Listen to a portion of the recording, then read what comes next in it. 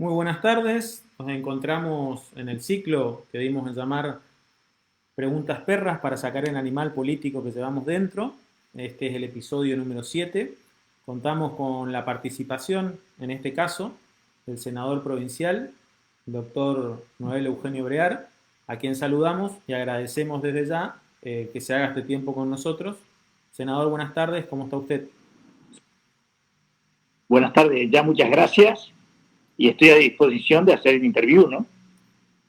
Perfecto. Senador, la primera pregunta que nos surge tiene que ver con algo en el cual usted tiene experiencia, que es en relación a la selección del defensor del pueblo de la provincia.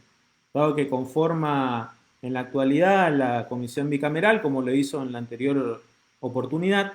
Y la pregunta tiene que ver con un aspecto más de fondo con el cual seguramente usted también conoce, dado que fue senador, fue legislador nacional, en relación al origen mismo del Instituto Defensoría del Pueblo de la Nación, ¿no? Sabrá, es un instituto que surge de la reforma del 94, Nórdico, ¿no? exactamente, que bueno, de alguna manera nosotros lo copiamos del modelo español, que como usted bien dice, lo traen del derecho escandinavo, y después Sí. después se genera una serie de réplicas, ¿no? En el sentido de que tenemos, bueno, Defensoría de los Vecinos, Defensoría del Consumidor, Defensorías de la Niñez, defensorías del público ahora, con este que tuvo gran repercusión con la propuesta esta del Nodio. Y digamos, en relación a esa institucionalidad, por ejemplo, vemos que en Nación hace 10 años prácticamente que no se ha conformado el proceso de selección para el defensor del pueblo de la Nación. Y dadas estas réplicas, por ahí cuando uno investiga, vemos que la principal tarea de los defensores tiene que ver con la vinculación, o mejor dicho, la defensa ante servicios públicos, ¿no? Servicios telefónicos, prestadores. ¿No cree usted que es necesaria una revisión más integral de la institución defensor del pueblo? Porque a veces queda, ¿no? Como que si fuese nada más que un lugar que por ahí no está mal, digamos, pero un lugar de la distribución de la política. Se me viene últimamente, no sé si pudo leer o escuchar a la senadora Martínez Llano en un programa de radio que después le replicó en el diario de su tío, ¿no? Como ella abiertamente planteaba que el perfil de alguna manera tenía que ser político y por ahí a veces eso puede chocar con algunas dimensiones del espíritu de la ley que plantea que tiene que ser más independiente, ¿no? Que no tiene que tener cargos políticos y demás. Entonces digo, ¿no ve usted necesaria una revisión de la institución Defensoría del Pueblo, tanto de la Nación como de la provincia? Yo le diría que el balance general es de una exigente supuesta, el origen es muy exigente, ¿no? Porque ni un ministro del Superior Tribunal requiere 2/3 como requiere constitucionalmente el defensor del pueblo. Quiero aclarar que el Instituto del Defensor del Pueblo nace de rango constitucional. Es decir, no es fácil modificar legislativamente porque no es con una simple ley que se trata en ambas cámaras, sino requiere poner en marcha todo un mecanismo constitucional para, evidentemente, si usted me pregunta y el día de mañana hubiera alguna reforma, uno de los temas que va a tratarse, me parece a mí, es el tema de la elección de este instituto, las funciones. Yo diría que el último defensor, si usted hace el balance, en mi opinión, ¿no? Fue un defensor que se manejó muy equilibradamente, racionalmente. Vimos que chocan las jurisdicciones. Ustedes saben que hay jurisdicciones concurrentes, el sistema federal nuestro, el sistema nacional, el sistema tripartito municipal. Por ahí las funciones de uno y otro se chocan, se superponen, hay acciones de falta de legitimación activa. Bueno, hay toda una discusión jurídica, hubo discusiones jurídicas en el juzgado federal como en la justicia provincial, pues son todas cosas que uno tiene que ir viendo. El defensor del pueblo, según la Constitución, no exige ser un idóneo del interés general, no exige título universitario como dato objetivo, y ustedes saben que tiene un sistema que requiere pasar una carrera de obstáculos de 3 etapas para la selección. Ahora lo estamos haciendo. Y donde nosotros realmente lo que estamos haciendo es la primera etapa, que ya se cumplió, que se rinde un escrito de 1 hora y media, que fue en el recinto, se presentaron 19, fueron 10, la comisión está compuesta por 10 miembros, 5 diputados, 5 senadores, cada senador y diputado propuso un tema en esa tarde y se sorteó y salió el tema que había propuesto el senador Vichy, me acuerdo en la reunión, y se tocó 1 hora y media, tuvieron que escribir todo sobre ese tema.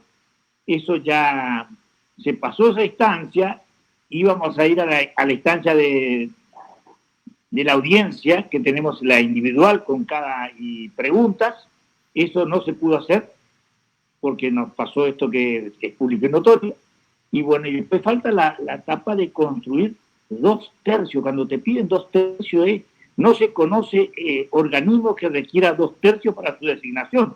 Entonces sí se complica y cuesta construir los 2/3. Esta es la historia real. Perfecto. Senador, la segunda pregunta tiene que ver y apelo a su condición de quizás una, como se le dice usualmente, ¿no? Una de las espadas teóricas que fundamentan la cuestión política del frente que gobierna y de su partido. Entonces, lo invito más desde ese pliegue, desde ese lugar, que desde su condición también de político práctico de la realpolitik, ¿no? Y tiene que ver con esto de que bueno, usted forma parte de la Unión Cívica Radical, incluso más con, digamos, con una gran ascendencia, sobre todo con lo que fue la presidencia y la vida y obra de Ricardo Alfonsín en relación a la institucionalidad, a la democracia generada a nivel nacional, ¿no? Incluso a nivel internacional.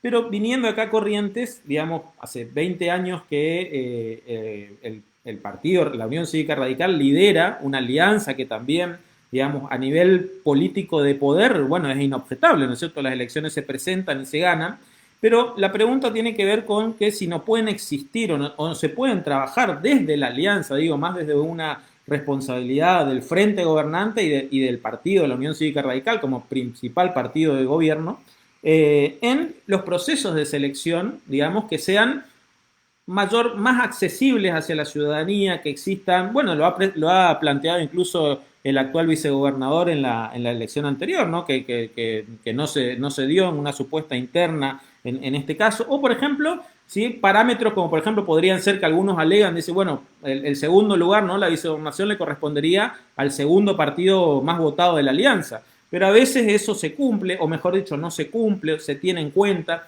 Es como que si estos parámetros políticos terminan siendo muy laxos y, digamos, dada el tiempo que la Unión Cívica Radical lidera esta alianza de gobierno, y por eso decía, apelando a la historia que ustedes tienen en relación a la institucionalidad y la democracia, ¿no podría esto ser un elemento en que ustedes lo trabajen más fuertemente? Digo, en relación a que para evitar este tipo de cosas de la discrecionalidad de la política, en que a veces el ciudadano cae y dice, bueno, elegimos un gobernador y terminamos votando un cheque en blanco, ¿no?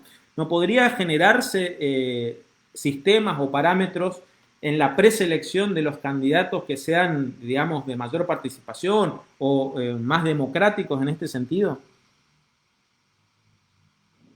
Mira, yo te diría que siempre está en discusión en la pregunta que lleva implícita, tu pregunta lleva implícita es cuál es el mecanismo idóneo para selección y participación y transparencia de candidatos. Digamos, esa sería la pregunta.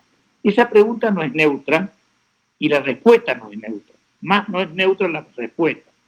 Yo te diría que un instrumento que puede servir para una provincia, para un país, no sirve para otra provincia. ¿Y esto por qué?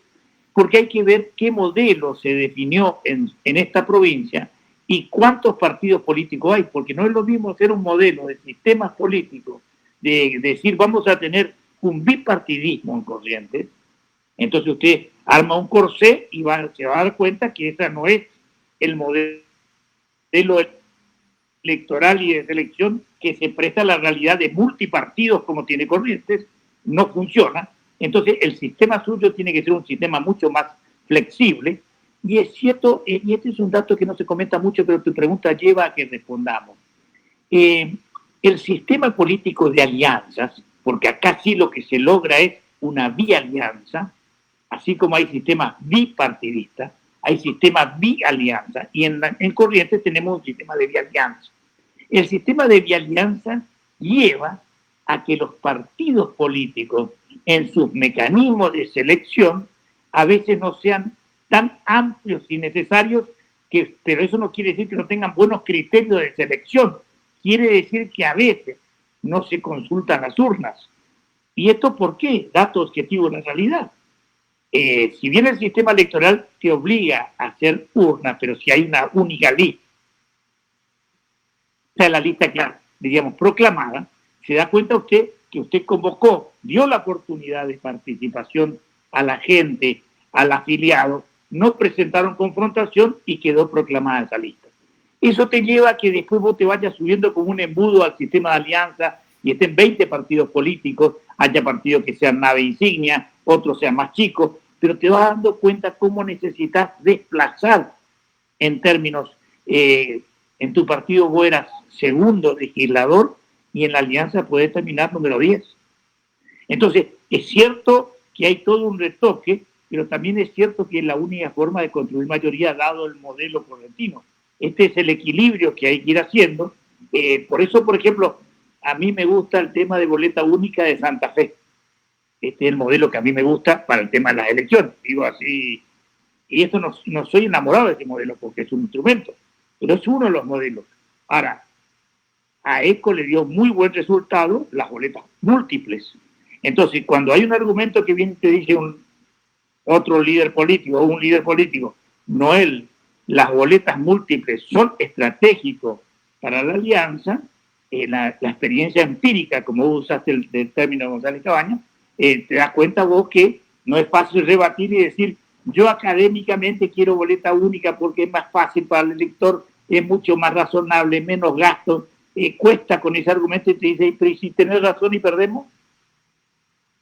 Estoy haciendo una experiencia, ¿se entiende? Sí, claro, sí, no, estamos escuchando atentamente. No, bueno, precisamente, bueno, ahí está la cuestión, ¿no? El grado de tensión, digamos, apelando en este sentido al espíritu de origen que tiene. Digo, y esto se relaciona a la tercera pregunta, porque a veces da la sensación, digamos, que, por ejemplo, ustedes que han tenido y que tienen grandes diferencias, como muchos, ¿no? Con el kirchnerismo a nivel nacional. Pero si nosotros, digamos, lo llevamos a ese término del empirismo absoluto, de la realpolitik, como se conoce, ¿no? Hay grados de semejanza en el sentido de que hacen primar muchas veces esta cuestión del poder absoluto, ¿no? En el sentido de que, por ejemplo, vemos algunas manifestaciones concretas y contundentes en ejercer esas mayorías que usted bien menciona, digamos que no son objetables desde la legalidad, pero uno puede pretenderlas que sean desde un lugar, digamos, distinto o que generen mayor accesibilidad. O recuerdo, por ejemplo, esa gran frase de Alfonsín que decía que si tenemos que perder alguna elección, pero hagámoslo, pero no perder ciertos principios, ¿no? Entonces, la tercera pregunta tiene que ver con esa relación, dado que bueno, hay un nuevo gobierno kirchnerista o neokirchnerista en el justicialismo a nivel nacional y hoy obviamente con la cuestión pandémica mediante, ¿no? que nos ha alterado a todos y a cada uno en nuestra realidad cotidiana, vemos precisamente que también tenemos el calendario desajustado. Nosotros elegimos poderes ejecutivos provincial y todas las intendencias del año que viene. Y entonces el manejo, digamos, o la relación con el gobierno provincial, tanto institucional como política, parece como, muy difícil de catalogar o caracterizar. Me gustaría conocer su posición en relación a lo institucional y en relación a lo político. Digo, ¿qué lo diferencia a usted, a la línea que dirige desde el radicalismo con el kirchnerismo a nivel nacional y sus formas? Y de alguna manera, ¿cómo cree que tiene que conducirse lo institucional en este brete que implica que va a haber una elección a gobernador en Corrientes el año que viene?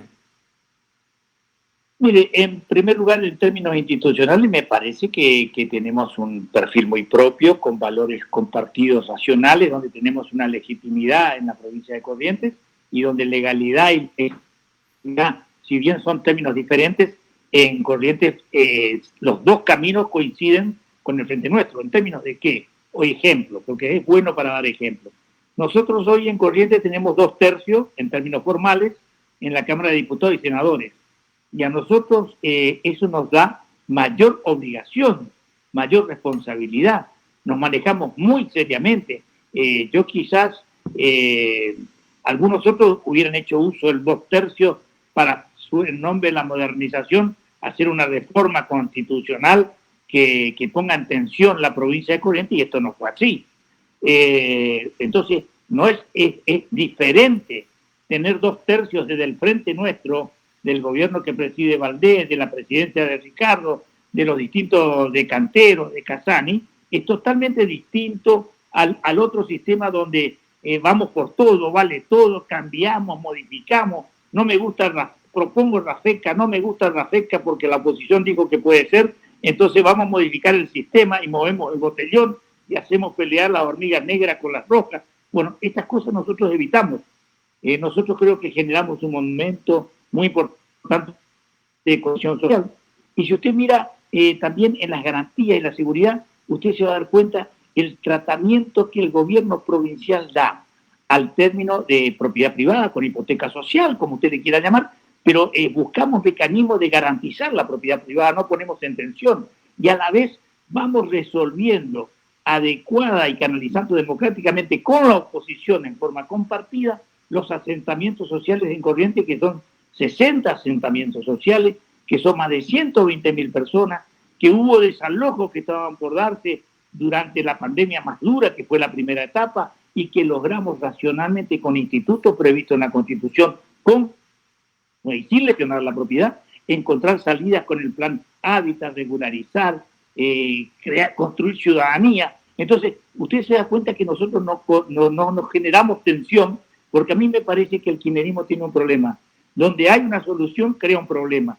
Y nosotros, el frente nuestro, provincial, donde hay un problema, trae una solución. Senador, ha sido muy amable, muchas gracias. Lo vamos a tener seguramente convocando para una próxima edición de esta serie de diálogos que estamos generando. Ha sido muy amable y que tenga buenas tardes. Desde ya muchas gracias, me sentí muy cómodo y la tecnología esta es la primera vez que la uso, de Google Meet, no digo la primera vez que usé, así que muchas gracias. Muchas gracias, senador. Hasta el próximo.